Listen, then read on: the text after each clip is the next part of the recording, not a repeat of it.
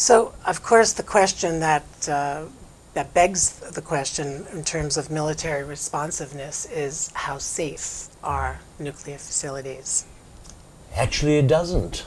I think that the wake-up call should have put us on even greater alert, especially with the threat that came out of India of acting on those assets, which I think was a little unnecessary at this stage.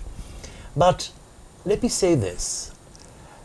You remember when the great juggernaut of the Israeli the Israeli army attacked southern Lebanon, and it was stopped by a handful of people in the southern mountains.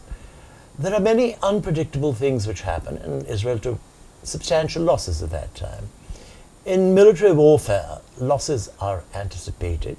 They can be lesser or greater.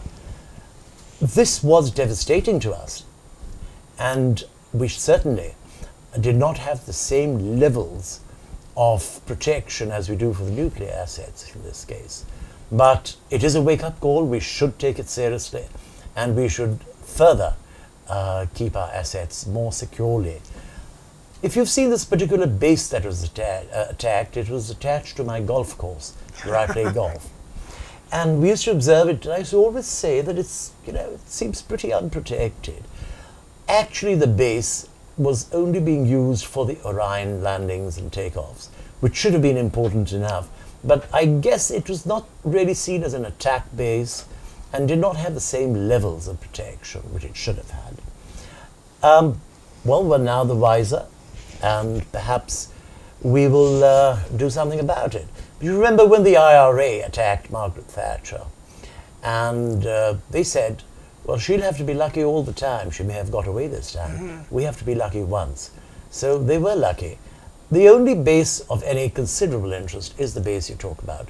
But the nuclear protection, believe me, is several levels much higher than that base, which is on the main road of Karachi city, separated by a barbed wire fence.